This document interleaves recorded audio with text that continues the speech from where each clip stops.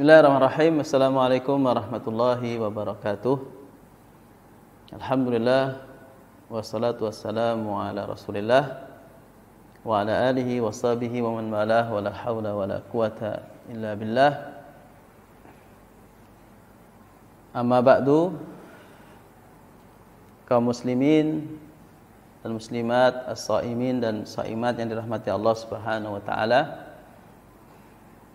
Bicara tentang ikhtilaf umat, ikhtilaf al-fuqaha, tentu berangkat dari fenomena yang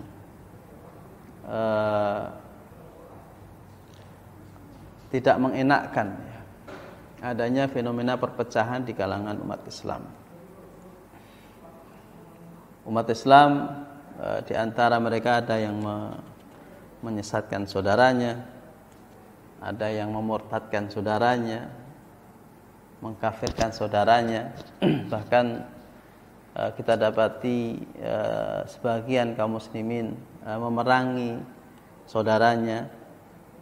Tentu ini satu hal yang memprihatinkan, yang mestinya yang terjadi di kalangan umat Islam adalah ukhuwah Islamiyah, saling mencintai, saling menyayangi, seperti yang diisyaratkan oleh Rasulullah sallallahu alaihi wasallam, masalul mu'minina fi tawadihim wa tarahumihim wa ta'atufihim kal jasad. Mestinya umat Islam ini dalam masalah solidaritas, masalah kasih sayang, perhatian, itu seperti layaknya tubuh. Idashtaka minhu udhun tada'a sairul jasadi bi syahri wal huma.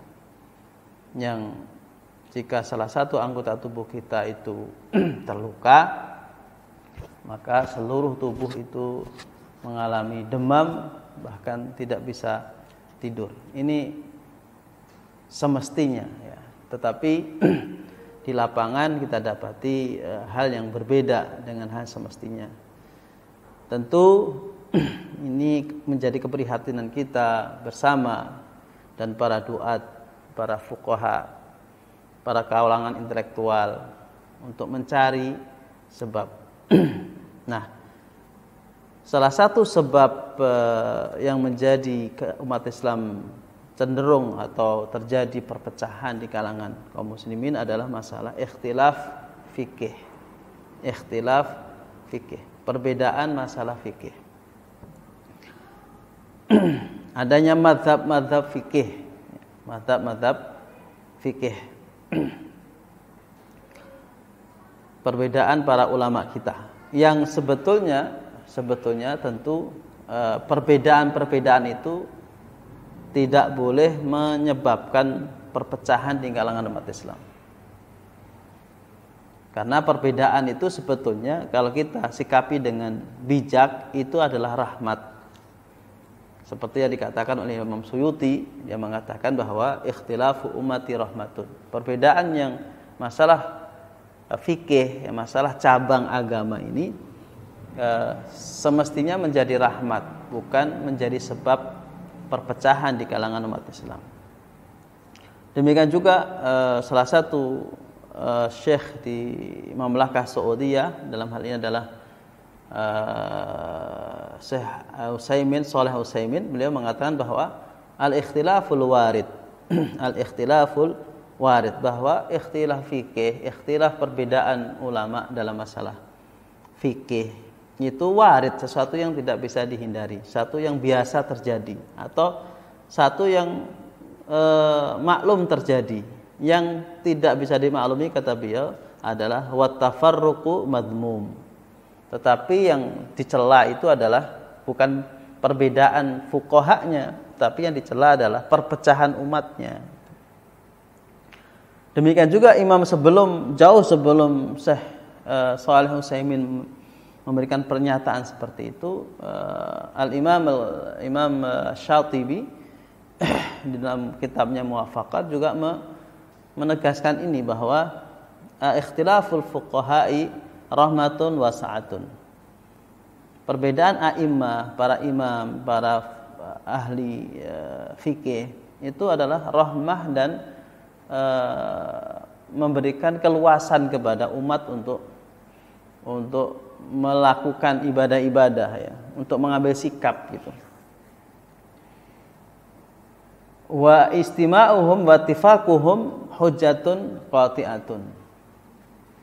Tapi kalau para imam ini sudah sepakat, maka itu menjadi hujjatun qati'atun, menjadi argumentasi yang tidak bisa dikalahkan, yaitu menjadi ijma'. Ya, ijma' adalah konsensus kesepakatan seluruh para mujtahidin, maka ini menjadi hujjah, menjadi dalil dalam hukum syariat.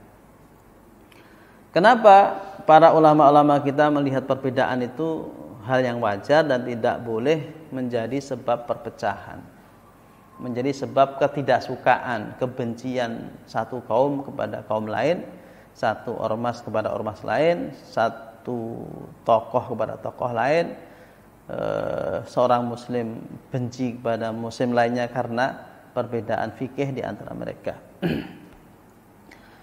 Kenapa ini dipandang oleh para ulama satu yang wajar? Karena memang perbedaan fikih itu sudah ada sejak sahabat, bukan sesuatu yang baru yang ada di zaman sekarang atau di zaman imam-imam besar seperti Imam Bukhari, Imam Syafi'i, Imam Hambali dan Abu Hanifah dan Imam Malik. Tapi sejak zaman sejak zaman sahabat sudah terjadi perbedaan fikih, dan itu tidak menjadikan mereka kemudian harus berseberangan hati mereka dan pikiran mereka. Mereka tetap berukhuwah, mereka tetap saling mencintai di antara mereka.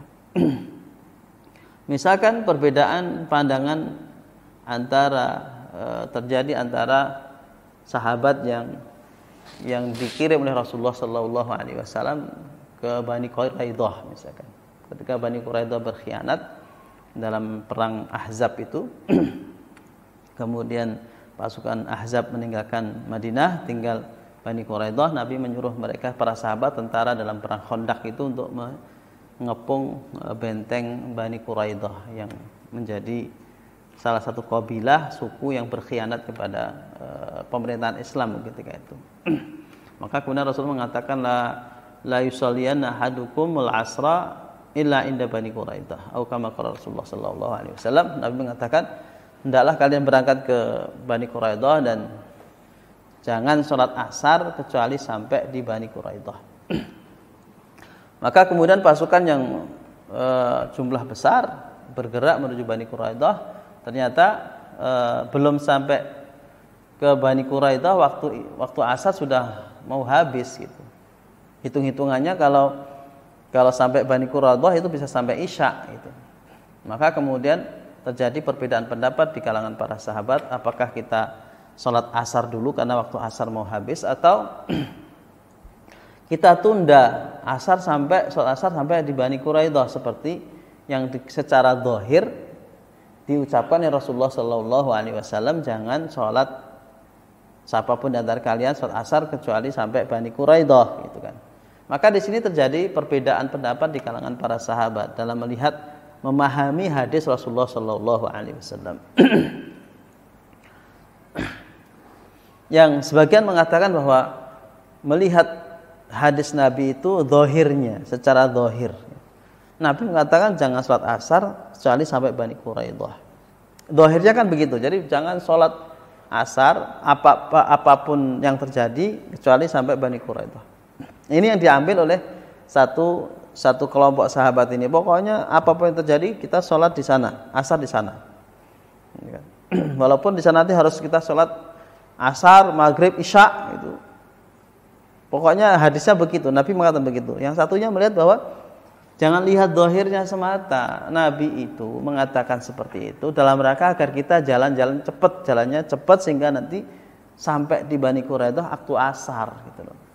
Jadi bukan kita semata-mata disuruh untuk sholat asar di Bani Quraidah bagaimanapun kejadiannya, tapi ini kita lihat rohnya, ya. Motivasinya yang ingin Nabi berikan kepada kita adalah agar kita segera cepat jalan sehingga waktu asar sampai di sana sehingga melaksanakan sholat di sana. Nah, pada realitanya kita belum sampai sana, maka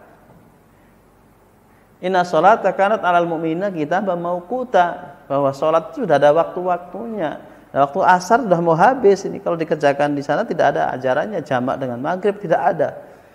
Maka kemudian sahabat sebagian sholat asar di perjalanan belum sampai Bani Quraidah, yang kemudian diadukan kepada Rasulullah Sallallahu Alaihi Wasallam, dan semuanya tidak ada yang disalahkan oleh Rasulullah Sallallahu Alaihi Wasallam. Yang contoh kedua, misalkan sahabat Umar dan Bilal tidak sepakat tentang tanah Sawadul Iraq, itu perkebunan yang ada di Irak ketika Fathul Iraq. Umar melihat ini adalah fai yang negara itu diberikan hak untuk mengelola sepenuhnya sesuai dengan kemaslahatan rakyat, sedangkan Bilal melihat bahwa tanah kebun di Irak itu adalah ghanimah yang pemerintah mendapatkan 1/5-nya, sisanya dibagi kepada para mujahidin. Nah, ini beberapa perbedaan pendapat fikih ya, yang terjadi pada para sahabat, baik di zaman Nabi masih hidup maupun di zaman Nabi sudah wafat. Jadi benar apa yang dikatakan oleh para imam-imam kita, bahwa perbedaan itu adalah satu yang dalam masalah fikih ya, furu' agama, satu yang tidak bisa dihindarkan. Yang buruk adalah sikap negatif ya, sikap perpecahan, sikap fanatik terhadap pendapat, fanatik terhadap ijtihadnya seorang imam, atau fanatik terhadap fatwa-fatwa yang dikeluarkan oleh lembaganya, jamaahnya, ormasnya. Yang ini yang harus kita hindari, sikap fanatik terhadap pendapat-pendapat berkenaan dengan fikih. Karena perbedaan seperti yang saya katakan lumrah terjadi, yang tidak lumrah adalah sikap perpecahan yang terjadi di kalangan umat Islam. Nah, ini semoga di bulan Ramadan ini menjadi bulan, walaupun kita berbeda, hilalnya berbeda ya, kemudian salat tarawih juga agak sedikit berbeda di beberapa kalangan Islam, namun ini jangan sampai menjadikan kita membenci atau merendahkan atau mencaci atau memberikan statement yang negatif kepada ormas-ormas atau tokoh-tokoh atau kalangan muslim yang lainnya yang tidak sama dengan kita. Ada yang memulai Ramadan di hari Ahad, ada yang mulai Ramadan di hari Sabtu. Tentu tidak boleh kita bersikap negatif. Kita berharap perbedaan ini justru mencerdaskan kita dan menambah kecintaan kepada Islam, karena Islam memberikan keluasan-keluasan di dalam kita mempraktekkan, mengekspresikan keimanan kita, keislaman kita. Wallahu muwaffiq ila aqwamit thariq. Assalamualaikum warahmatullahi wabarakatuh.